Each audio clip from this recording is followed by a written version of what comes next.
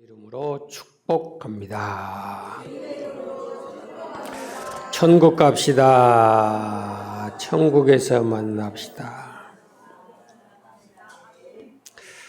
하나님이 세상을 창조하시고 난 다음에 아담을 불러가지고 세상 모든 만물들 다 보여주면서 네가 이름을 지어봐라. 그래서 아담이 보는 것마다 이렇게 지명을 해주는 겁니다. 곧 그것이 그들의 이름이 되었어요. 저는 모든 것에는 다 만물에 이름이 있듯이 꽃들도 그 꽃에 대한 가지는 이름들이 있어요. 물망초를 아시나요? 뭐라요? 나를 잊지 말아주오. 물망초를 보내는 것은 나를 기억해달라. 나를 잊어버리지 말아달라라고 하는 그런 뜻이에요. 인디아나 존스라고 하는 영화를 5편을 찍었던 해리슨 포드라고 하는 사람이 있는데 그 사람 나이가 80이 넘었어요. 80이 넘으신 나이에 마지막 영화를 찍은 게 바로 인디아나 존스 5예요. 그 시사회가 있고 그 발표가 있고 난 다음에 그분이 전 세계가 보는 그 앞에서 마이크에 대고 여러분 내 이름을 절대 잃어버리지 마세요. 절대 나를 잊어버리지 마세요. 라고 고별 인사를 했어요. 욕심이죠. 세월은 지나면 잊어먹는 거예요.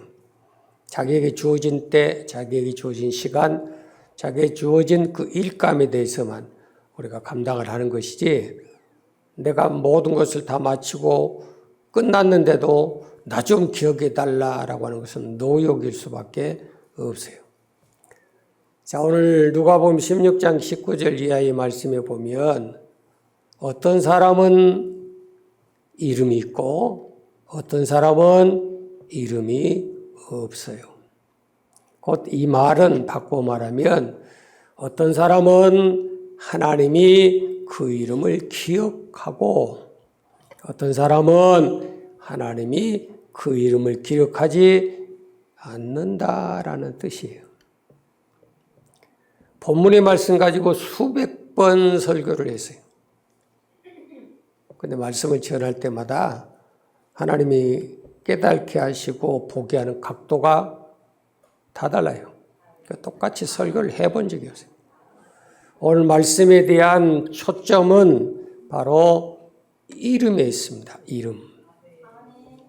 그 이름이 바로 19절의 말씀에 보면 한 부자, 20절에 보면 나사로라 이름한 한 거지 그랬어요.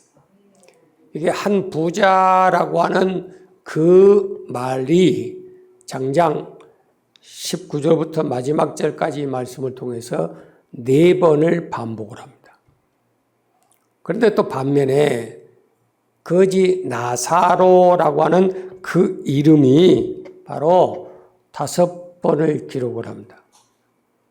그러면 세상적으로 봤을 때는 육신적으로나 교육적으로나 직장적으로나 생활적으로나 모든 부분에서 성공할 만큼 성공했다, 누릴 만큼 누렸다 라고 하는 사람이 진정한 성공자인가?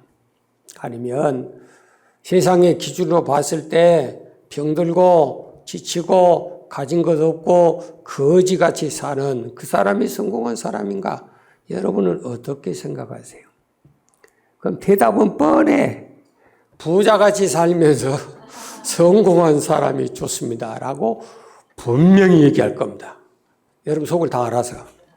나한테 물어봐도 나도 그렇게 대답하고 싶어요.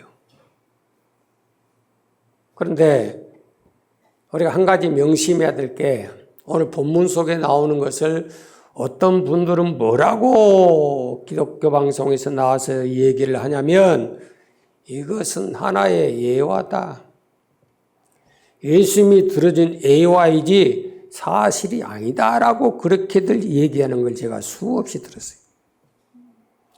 여러분 비유라고 하는 것은 우리가 육신적인 그런 상황 속에서 이해하지 못하고 깨닫지 못하고 느끼지를 못하니까 그것에 가장 가까운 모습으로 우리에게 설명하고 해석해 주는 게 그게 비유예요. 천국, 지금까지 세상 창조되고 들어본 적이 없는 단어예요. 예수님이 오셔서 천국 가자라고 말씀할 때 그것을 이해하는 사람은 이 땅에 없나니 아주 없어요. 그러면 예수님이 살다 오신 그 천국을 가르쳐 줘야 되는데 어떻게 가르치는 게 좋을까? 그래서 사용하는 게 비유예요. 그 비유를 보여주면서 지금 누가 보면 16장 19절부터 이하에 나오는 이 내용은 하찮은 비유 한 조각, 피자 한 조각이 아니라 지금도 천국과 지옥에서 현실적으로 이루어져 가고 있는 현실이라는 거예요. 그런 믿음을 가져야 진짜 믿음이지. 성경에 이것은 비유고 이것은 사람 말이고 이것 첩보다 뛰면 쫄가지고 장기들 나요. 그러지는 못하는 거죠. 그러면 여기에서 이 부자에 대한 부분을 말씀하면서 그 이름이 없어요. 왜 없을까?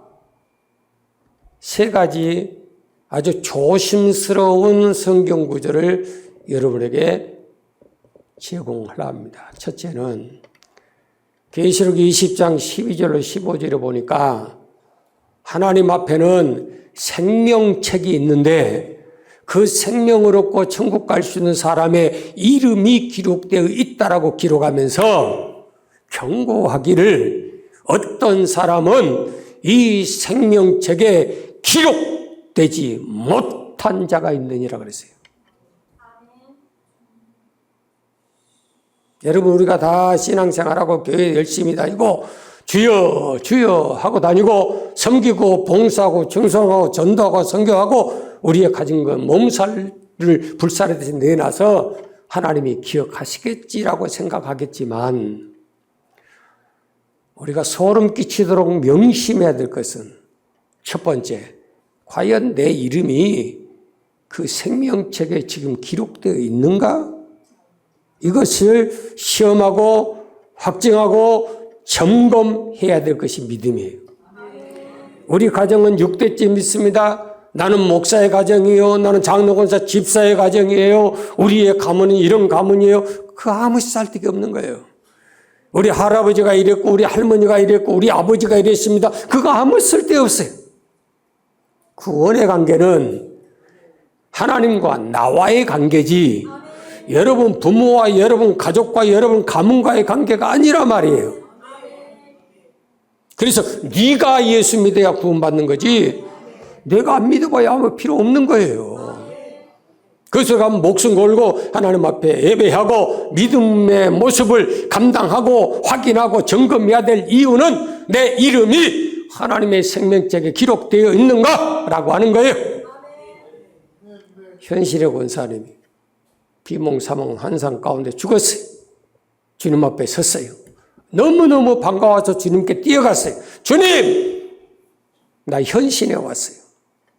주님이 너 누구냐 그러더래요. 아니 예수님 내가 평생토록 신의 은사를 받아서 세계를 다니며 그 많은 사람들에게 복음을 전하고 병을 치료해 주게 한 주님의 이름으로 귀신 쫓고 주님의 이름으로 병든 자를 치료하고 주님의 이름으로 많은 표적과 기적을 행했던 현신의 권사입니다 라고 대답했어요. 그러자 주님은 모른다고 하시더라요. 주님의 기억이 없다는 겁니다. 그래서 물었어요. 여의도의 큰 교회 목사님 아십니까?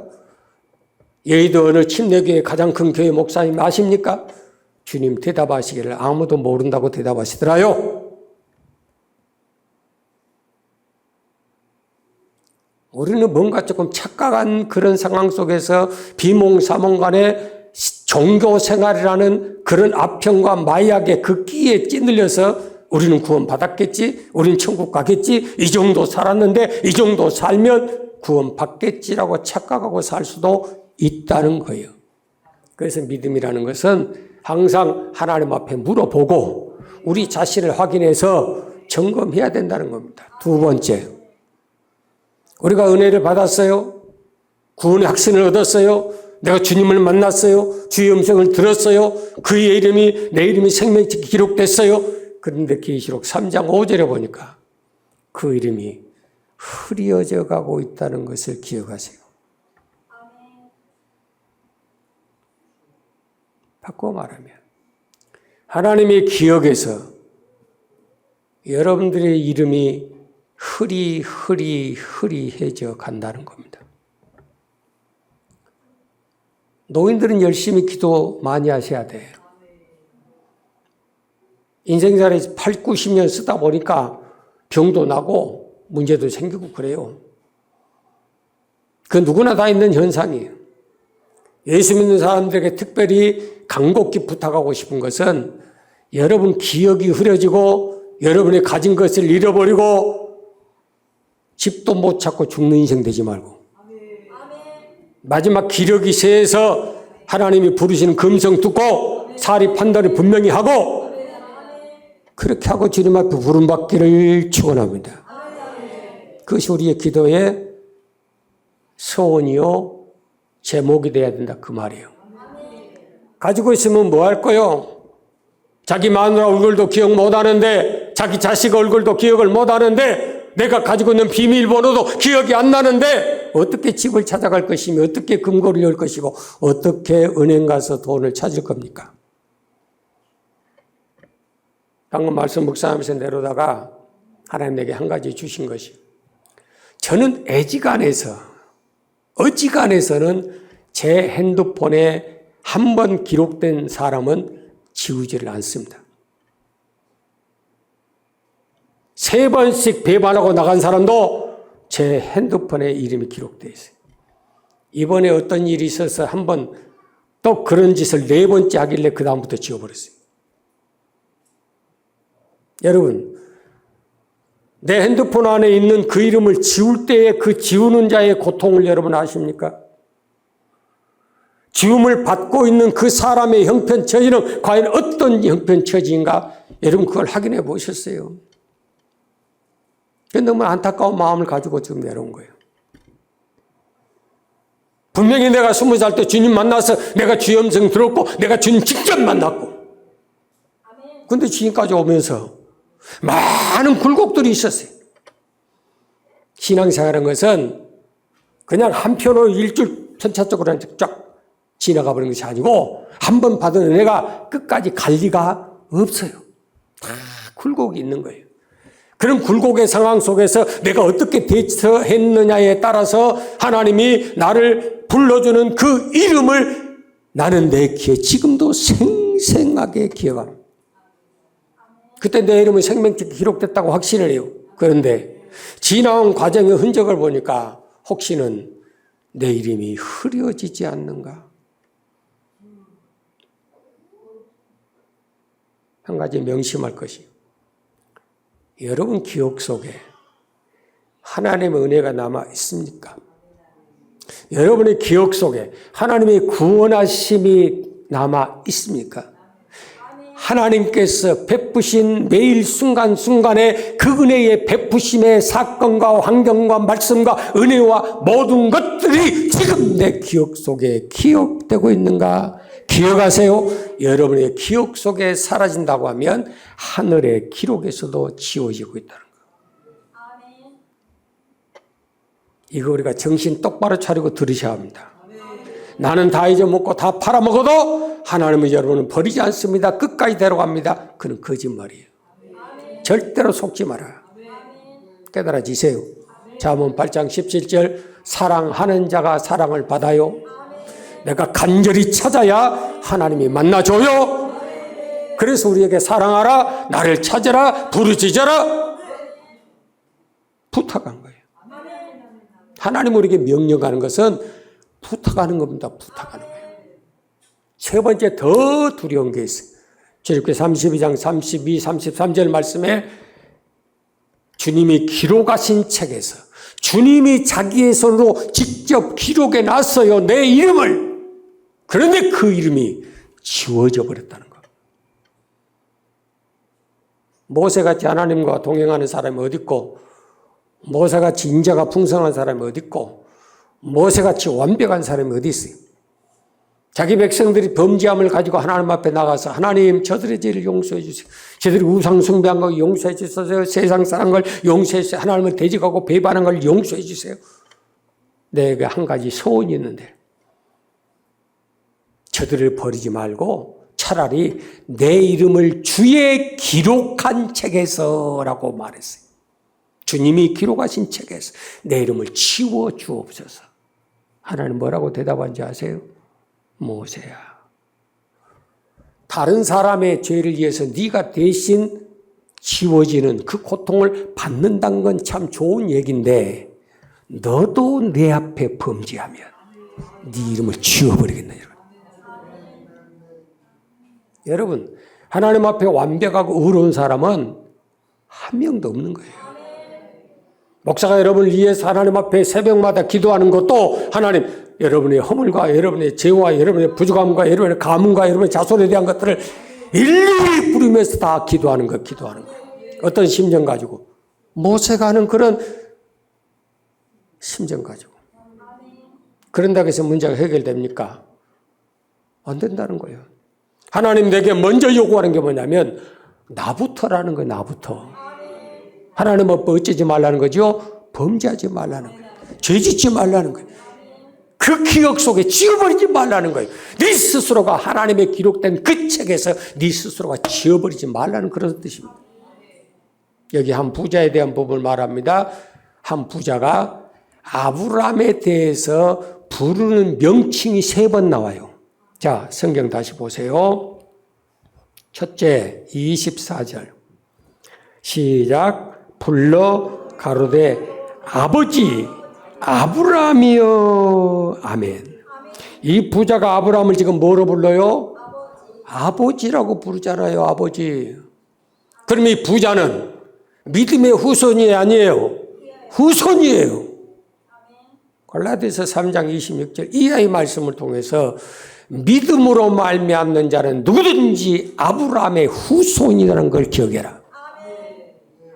그게 부자가 지금 아브라함을 아버지 아브라함이여 불렀단 말이에요. 그러니까 그 사람도 은혜를 받은 사람이에요. 구원혜를 경험한 사람이에요. 하나님의 생명책에 자기 이름이 기록된 것을 경험한 사람이에요. 하나님 앞에 결단하고 하나님 앞에 서원하고 그대로 순종해서 받을 만큼 받아 누릴 만큼 누리고 사는 사람이에요. 이 사람 안 믿어서 지옥 간 게 아니에요. 부자여서 지옥 간 게 아니에요. 명심하셔야 돼. 두 번째 다시 더 나가서 27절 말씀 보면 가로되 그러면 구하노니 시작 아버지요. 아멘. 뭐라고 불러요? 또 아버지라고 하잖아요. 2번 반복하죠. 3번째 30절 봐요. 시작 가로되 그렇지 아니하니라 아버지 아브라함이요. 아멘. 지금 왜 3번씩이나 반복하는 걸 기록해놨어요? 한 번만 해놓으면 안 믿을까 봐. 3번씩 반복해서 지금 이 부자와 아브라함은 아버지와 자녀 관계다. 구원받아야 될 믿음의 자손들이다. 지금 그 소리예요. 그런데 그 믿음의 자손이 왜 하나님 앞에 그 이름이 기억되지를 못하냐 그 말이에요.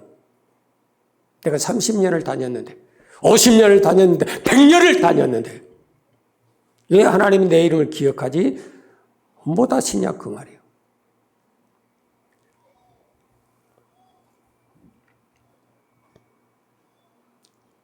(19절의) 말씀 가서 봅니다. 이 부자의 현재의 상황을 설명을 하고 있어요. 시작. 한 부자가 있어 자색옷과 고운 베옷을 입고 날마다 호화로이 연락하는데. 아멘.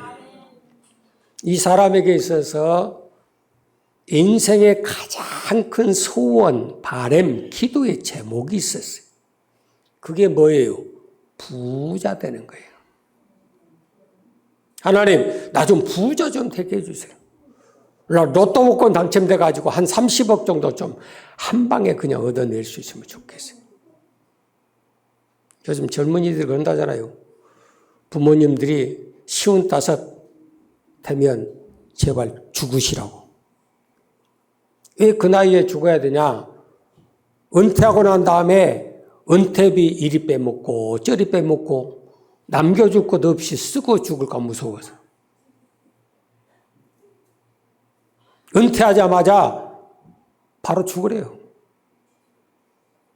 그게 서울 대학생들의 앙케이트 조사했다는 거 아세요? 슬픈 소리예요. 자식들 키운 것 보면 어른들은 다 똑같은 마음을 가질 거예요. 우리 서유리가 얼마나 예쁜지. 우리 막내도 보니까 셋째를 눈에다 넣으려 하더라고. 이번에도 만났는데 하는 말이, 아빠, 저 안 예뻐요? 안 예쁘세요? 난 너무너무 예쁜데.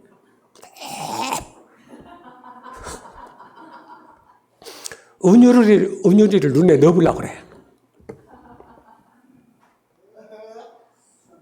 그러면서 군산에 있는 권사님들이 사모님에게, 사모님, 우리가 살아보고 난 경험을 말해줄 텐데 사모님이 오해하지 말고 들으세요. 사모님은 아기를 많이 낳아야 될 발장갑이요. 그래서 셋나나 넷나나 똑같으니까 네 번째 또 낳으시오 그랬다. 그래서 나한테 이번에 물어. 이사 오자마자. 우리 권사님들 그 얘기예요. 그래서 내가 뭐라고 대답해 주냐면, 나도 지금 후회가 막심하다. 둘은 더 나서 6 만들 건데. 진짜 후회스러워. 셋째 나고 넷째 낳았더니 우리 어머니부터 나한테요, 너는 새끼만 낳다가 죽을래? 그러더라고. 애기만 낳다 죽으라! 그래요. 주위에서 보고 뭐 원숭이 새끼니 짐승 새끼니 애기들이 뭐 이렇게 많이 낳냐, 하나만 낳고 잘 키워야 되는데 4씩이나 낳냐, 얼마나 소리를 들었는지. 버스를 타고 가지를 못했어. 왜? 뒤통수에 대놓고 욕을 얼마나 했었는지. 지금 키워보고 돌아보니까요, 딱 6명이면 좋겠습니다. 이제 아멘 한 사람은 다 한물 가본 사람들. 지금 아직 가능성 있는 사람은 아멘 나올까봐 무서워서 이거 벤치로 잡고 있습니다.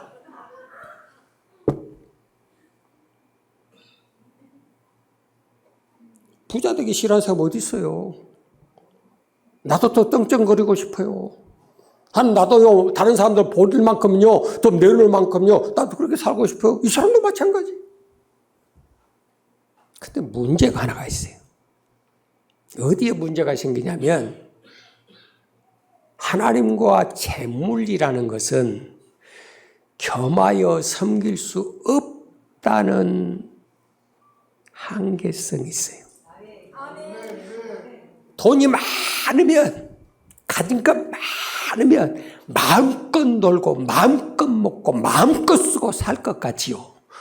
못합니다. 왜? 어렸을 때 평생을 그렇게 살아나서 지금은 풍성해서 그냥 즐겨도 될 나이요.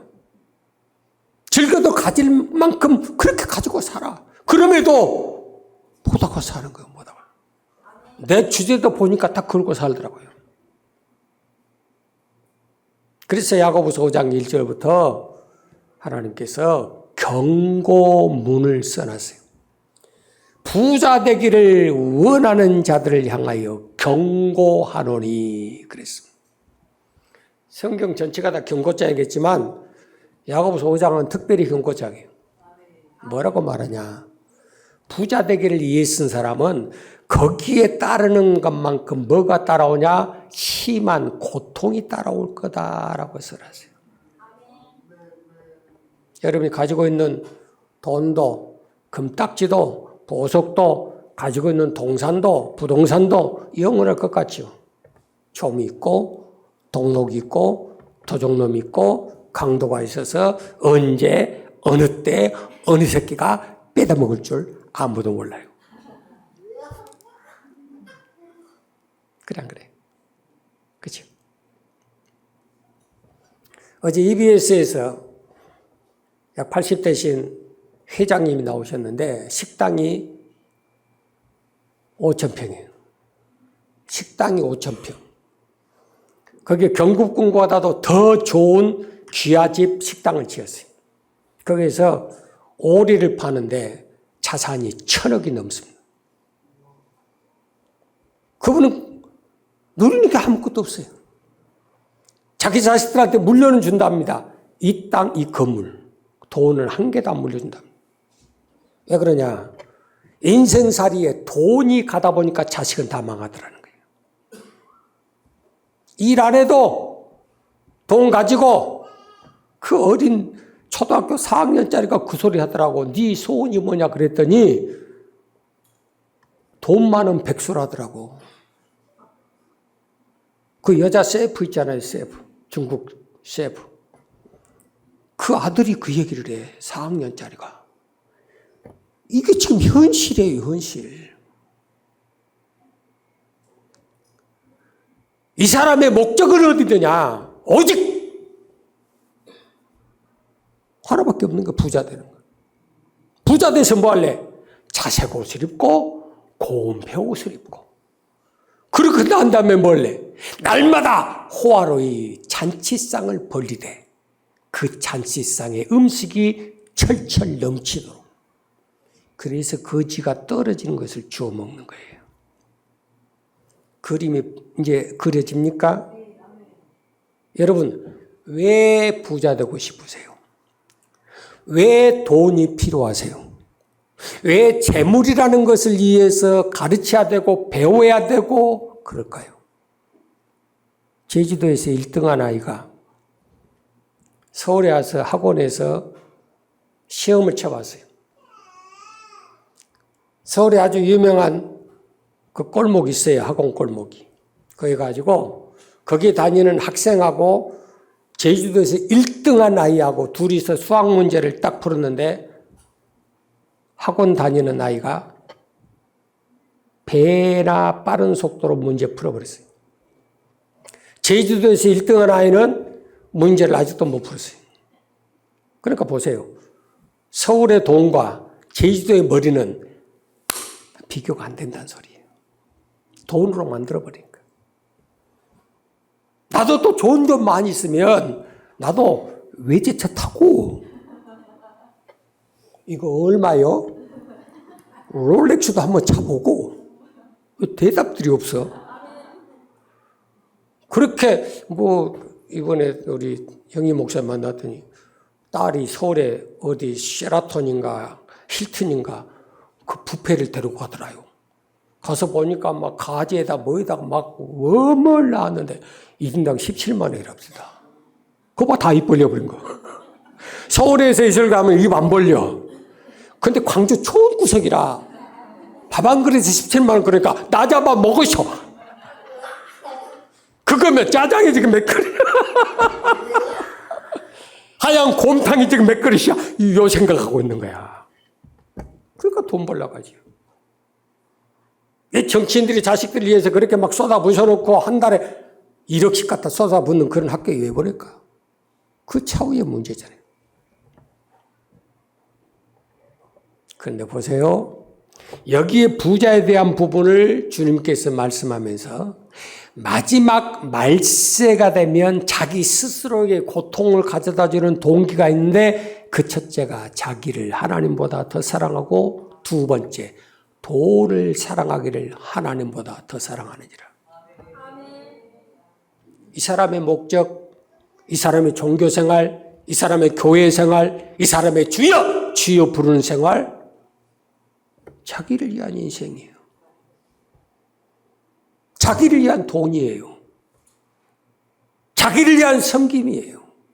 내 이름을 향한, 내가 돈이 많아 풍성해 그래서 거지들도 내 앞에 불러 모아놓고 마음껏 밥 퍼줬으니까 그것이 선행이다. 여러분 착각하면 큰일 납니다. 그 의중이 어디 있느냐는 거예요. 이 부자에게 있어서 한 가지 조심해야 될 게 25절에 있어요. 아브라함이 가로되 시작 너는 살았을 때에 내 좋은 것을 받았고 아멘. 이 사람의 평생의 기도의 제목, 예배의 목적, 부자 되는 목적 그 목적이 어디 있어요? 자기가 좋아하는 것을 얻기 위한 도구예요. 깨달아지세요? 제가 집회를 가고 말씀을 전하러 가보면 체배 강대상에 서면요 다들 똑같이 봅니다. 설교 한 10분, 20분 딱 넘어가면 자세들이 바뀌어요. 차근차근. 그 다리를 꼬고 앉아있는 게 다리가 딱 풀려요. 그래가지고 거만 깃들다가요 기도 시간 되면요 다 앞에 나와서 무릎 꿇고 통성 기도해요. 참 희한해. 간대마다 그러거든. 나 미국 가면 안 그럴 줄 알았어요. 뉴욕 집회 가서 첫째 날짜 제가 말씀 전하고 다 딱 들어오는데 하나님이 그 가운데 성령으로 역사해 버린 거예요. 거기에 담임 목사님이 가장 앞에 무릎을 팍 꿇더라고요. 거기에 있는 모든 성도들이 전체가 나와서 무릎 딱 꿇어요. 여러분, 미국 흑인들이 무릎 꿇고 기도한다는 것은 기적이에요. 왜? 무릎 못 꿇거든. 그 사람들은 침대 생활, 의자 생활이라 땅바닥에 앉는 걸 싫어하고 무릎 꿇는 자체를 모르는 사람이에요. 그런데 하나님이 그 상황을 만들어서 첫째 날 저녁을 그렇게 하나님께서 회경으로 다 뒤집어 엎어버린 거예요. 3주 동안 제가 설교를 거의 하고 왔어요. 지 자랑하는 것 아니에요. 하나님 지금도 어떻게 역사하는가 지금 그 말이에요. 깨달아지세요? 그런데 여기 말씀 봐요. 이 사람의 신앙생활의 그 목적이 어디 갔느냐? 자기를 위한 자기의 삶이에요. 기도하는 것도 나를 위해서. 예배하는 것도 나를 위해서. 섬기는 것도 나를 위해서. 그래서 그 모든 것 가운데에 나라고 하는 자체가 흐려지고 없어지면 그때는 이제 꼬라지가 나오는 거예요. 아셨어요? 감히 내가 오늘 낮에 점심을 내가 김밥을 했는데 나를 몰라줘. 할렐루야. 그거 봐, 애기가 하면 하잖아. 내가 먹고 싶은 거 수박을 갖다가 화채를 해가지고 얘네들 먹여주는데 누가 해줬냐고 말도 안 해? 그런 거야. 참 신앙생활 하는 것도 재밌지요. 교회생활 재밌지. 우리 집사님 나한테 종종 전화가 목사님 즉석 먹었어요? 먹었어. 포리떡 먹었어요? 먹었어. 보내줬는데 잘 먹었냐 그 소리야. 그럼 내가 꼭 반문해줘. 잘 먹었어요. 맛있게 먹었어요. 이 사람 고린도서 6장 10절의 말씀을 이렇게 적용하고 사는 사람입니다. 항상 기쁨의 조건 가운데 있으나 항상 근심하는 것밖에 없고 그는 모든 사람을 부유할 수 있는 상황에 있으나 항상 가난하다고밖에 생각하지 않냐고. 그는 모든 것을 가지고 있는 자이나 그는 부족함밖에 모르는 인생을 살았노라고. 서글프지 않습니까? 과연 하나님 앞에 우리의 이름이 기록됐다, 흐려졌다라고 하는 것과 잘 들으세요. 여러분의 믿음의 삶의 행실이 순종의 열매가 맞아 떨어져야 그 이름은 지속된다는 겁니다. 만약 우리의 행함이 하나님 앞에 드려야 될 그런 행함의 진실함이 우리 속에서 흐려져 간다면 여러분의 이름도 흐려져 가고 있다는 것을 기억하세요. 결론, 이 부자는 평생 무엇을 먹어야 될까? 무엇을 마셔야 될까? 무엇을 입어야 될까? 이것의 염려 걱정으로 평생을 눌리고 산 사람이에요. 오늘 하루 눈을 떴어요. 오늘 어떻게 살까? 밥상을 기억해요. 오늘 뭘 먹고 살아야 되지? 오늘은 어떤 일로 가서 어느 방향으로 가서 어떻게 돈을 벌어야 되고 그것을 가지고 와서 어떻게 먹고 살아야 되고 어떤 옷을 입어야 되고 어떻게 남에게 보여야 된다고? 마태복음 6장 31절 말씀처럼 이방인의 생활과 조금도 다름이 없이 살았다라고 성경은 지적합니다. 몸을 위해서 무엇을 입고 목숨을 위해서 무엇을 먹고 마시고 염려하고 걱정하고 거기에 자기 인생 전체를 투자하고 허비하고 사는 인생아, 너는 이방인과 똑같으니라. 그럼 한 가지 힌트 드릴게요. 이방인의 이름이 하나님의 구원받은 생명책에 기록되어 있어요, 없어요? 없어요. 그게 오늘 답이에요. 명심하세요. 여기 서 있는 목사가 세계 어디를 가든 누구를 만나든 간에 나는 없어서 가난해서 부족해서 근심거리 많아서 한 푼 도와주고 어째서요, 나 그런 말을 해본 적이 없어요. 왜? 나는 모든 것을 가진 자라. 나는 부유한 자예요. 없는 것이 없어. 그러니까 진짜 나를 그렇게 보더라고. 그럼 나한테 와가지고 목사님 돈 좀 꿔주세요 그러더라고. 왜? 그러니까 나는 모든 걸 가졌으니까 목사님한테 돈 좀 꾸고 싶다 하더라고. 그런 의미가 아닌데, 이 말은 이 부자의 현실은 있는 자 같으나 없는 자예요. 살아있는 자 같으나 죽은 자예요. 하나님은 그에게 분명히 모든 것을 감당할 수 있을 만큼 줬음에도 불구하고 여전히 이 사람의 사고와 생활은 눌리고 사는 거예요. 먹어야 되는 것에 눌리고, 입어야 되는 것에 눌리고, 마셔야 되는 것에 눌리고, 부자 돼야 되겠다, 뭔가 얻어서 떵떵거리고 살아봐야 되겠다라고 하는 그 마음속에 눌리고 사는 그 자체가 지옥이. 이 사람 어디 갔어요? 음부, 지옥, 뜨거운 불 속에 있어요. 혓바닥에 마르도록 고통을 받지요. 그 고통은 언제 일어나죠? 지금, 여기서. 지옥은 멀리 있는 거 아니에요? 바로 마음에 있는 거예요. 천국은 멀리 있는 거 아니에요? 내 마음에 있는 거예요. 그래서 누가복음 17장 21절에 천국은 여기 있다 저기 있다, 지옥은 여기 있다 저기 있다 말하지 마라. 네가 어떤 상황 속에 있든지 간에 그것 때문에, 세상적인 것 때문에 눌리고 살면 그것이 지옥의 고통을 느끼고 사는 거고. 그래서 자살해 죽어버린 거예요. 먹는 것 때문에. 이번에도 보세요. 가장이 자기 아내와 자식들 데리고 자동차로 충돌 사건이 일어나서 다 죽었어요. 근데 희한하게 자기만 살았어요. 왜 그랬느냐? 추궁해 보니까 생활고 때문에. 먹고 마시고 있는 것이 부족했어요. 여러분, 세상을 바라볼 때마다 하나님께서 세상 사는 사람들의 60억의 인구 가운데 그 어떤 사람도 굶어 죽도록 하나님 놔둔 적이 없어요. 맞아요? 틀려요? 다 입히고 먹이고 재우고 살리고 다 해. 그럼에도 불구하고 인간들이 어디에서 가장 눌리고 사냐면 야고보서 1장 14절 자기 욕심. 뭐에 눌리고 산다? 자기 욕심. 자기 욕심에 대한 그것에 눌리고 사니까 해야 될 일을 못해. 해야 할 일을 못해. 해야 할 일을 안 해. 그러니까 항상 눌리고 사는 거예요. 그 생활이 뭐예요? 남들이 뭘 안 해도 자기 혼자 지옥 같아요. 부부 생활이 지옥 같지요. 가정 생활이 지옥 같지요. 교회 생활이 지옥 같지요. 모든 매사가 지옥 같지요. 왜? 그 욕심이 자기 속에 누르고 있기 때문에. 따라합니다. 눌리면 지옥. 이것이 오늘 부자에 대한 결론이. 그렇다면 거지 나사로에 대한 부분을 말씀으로 갑니다. 거지 나사로는 어떤 상황이냐? 다시 말씀 보세요. 20절 시작.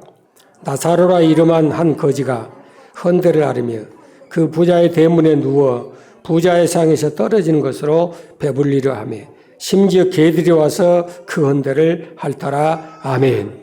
뭐라고요? 지금 성경에 지금 뭐라고 말씀했어요? 나사로라고 하는 거지가. 여러분, 여기 거지가 먼저 나왔어요. 그럼 어떤 사람들은 부자는 지옥 가고 거지는 천국 갑니까? 그렇게 얘기하는데 천만의 말씀이야. 자, 부자 돼서 천국 갑시다. 다 우리 마음의 소원이잖아. 그죠? 근데 이 사람 형편을 보세요. 거지야, 거지. 왜 사람이 거지라고 성경을 써놨을까? 그것도 5번씩이나 거지, 나사로, 나사로, 나사로라고 왜 성경을 기록해놨을까라고 하는 거예요. 첫 번째 열쇠는 여러분, 주님이 우리에게 요구하는 것은 믿음의 부요함을 원하는 것이지 세상의 거지 같은 인생을 따지는 게 아니라는 거예요. 내가 얼마나 가지고 있느냐? 내가 어떤 IQ를 미워받았느냐? 어떤 DNA를 가졌느냐? 그게 중요한 게 아니라는 거예요. 맞아요. 틀려요. 좀 부모한테 덜 받았거든. 네가 더 열심히 하면 되지 왜? 부모 IQ가 100밖에 못 물려줬으면 네가 열심히 해서 160 만들면 되지 왜? 돈 몇 푼 못 물려줬다 그거 끝까지 앙울거리고 살라요? 그걸 가지고 노력하는 거예요. 투자하는 거예요. 부모보다 2배 열심히 뛰어봐요. 돈 안 생긴가? 돈 생기지 왜 안 생겨요? 게을러 터졌으니까 돈을 못 버는 거지. 근데 나중에 또 그 설교 또 할 거예요. 우리는 못 살아요. 없어요. 가난해요. 먹고 살 것이 없어요. 너는 평생 잠만 자고 살잖아. 네가 언제 하나님 앞에 구해봤냐? 네가 언제 남보다 더 빨리 눈 떠봤냐? 세상 부자들은 네보다 더 부지런하고 더 열심히 살아. 그 믿는 사람은 그 사람들보다 더 해야 될 거 아니에요. 여기 이 말씀은 거지되어 천국 간다는 게 아니고 거지같이 살아도 믿음의 부요함을 잊어버리지 말아야 된다는 거예요. 여러분 먹고 사는 것이 없어요. 부자가 떨어질 때는 그 흔적 부스러기 주어서 그것 가지고 배부르려고 하는 그런 상황에 있어요. 하다 못해 자기 몸이 질병으로 지금 만신창게 됐어요. 온몸이 상처적하게. 하물며 개들이 와서 그 상처를 핥아먹어요. 그런 형편체질이 없는데 기대하고 좋아하는 사람 누가 있어요? 없잖아요. 그런데 이상하게 그 사람이 천국 갔단 말이에요. 이것은 왜 무엇 때문에 그랬을까? 말씀에 25절에 답이 있어요. 시작. 아브라함이 가로되 너는 살았을 때 내 좋은 것을 받았고 나사로는 고난을 받았으니 이것을 기억하라. 이제 저는 여기서 위로를 받고 너는 고민을 받느니라. 아멘. 부자는 뭘 원했어요? 자기 좋은 거. 이 거지 나사로는 뭘 선택했어요? 고난을 선택했어요. 그 고난은 그리스도와 함께하는 고난. 로마서 8장 17절 오늘 새벽에 제공해 드렸어요. 자녀, 곧 후사, 곧 하나님의 후사, 곧 그리스도와 함께한 후사. 그래서 우리가 하나님을 아버지, 아브라함을 아버지라고 불러야 돼요. 하나님을 아버지라고 부르는 자, 아브라함의 후손이라고 자처하는 자는 여러분 고난도 함께 받아야 하느니라. 부자의 고난의 흔적이 있어요, 없어요? 없잖아요. 그리스도를 위해 산 일이 뭐 있어요? 받은 은혜의 보답이 뭐가 있어요?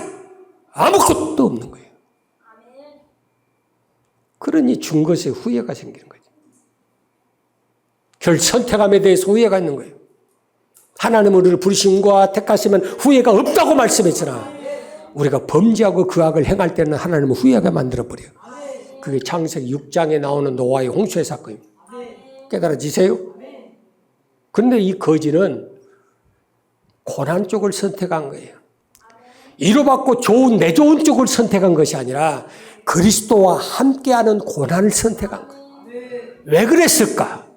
로마서 8장 18절 장차받을 영광이 지금 받은 고난과 비교를 해보니까 좋게 비교할 수 없다는 것을 알았기 때문에.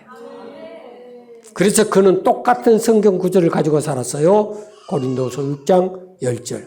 근심하는 자 같으나 항상 기뻐하고 가난한 자 같으나 많은 사람을 부유하게 하고 아무것도 없는 자 같으나 다 가졌어요. 그게 믿음이에요. 외모적으로 보이는 것 갖고 사람 판단하면 큰일 납니다. 깨달아지세요? 우리가 육신적으로 세상적으로 가지고 있는 것이 이만큼 있으니까 나는 성공했다. 나 좀 봐달라. 그건 아무것도 아니야. 위에서 쳐다보세요. 점에 불과해요. 옆에서 비교하니까 엠버서더 호텔이 가장 높다. 높은 빌딩이다. 그런 소리 하지.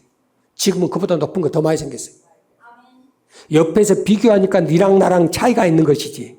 하나님 입장에서 보면 똑같은 점이라니까. 똑같은 점. 1층을 쌓으면 맞고 100층을 쌓으면 맞고 1000층을 쌓으면 맞고 똑같은 건데. 깨달아지세요. 이 거지는 한 가지 특징이 있었어요.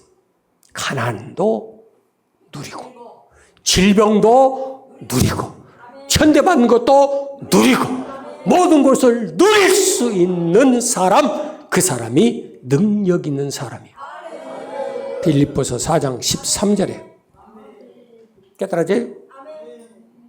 빛에 처할 줄도 알고 풍부에 처할 줄도 알고 배부를 줄도 알고 배고플 줄도 알고 어떤 자리 어느 상황에 갔다 와도 감당할 수 있는 사람이 됐더니 마지막 궁극적인 신앙의 고백이 뭐로 나오죠? 할 수 있거든이 무슨 말이에요?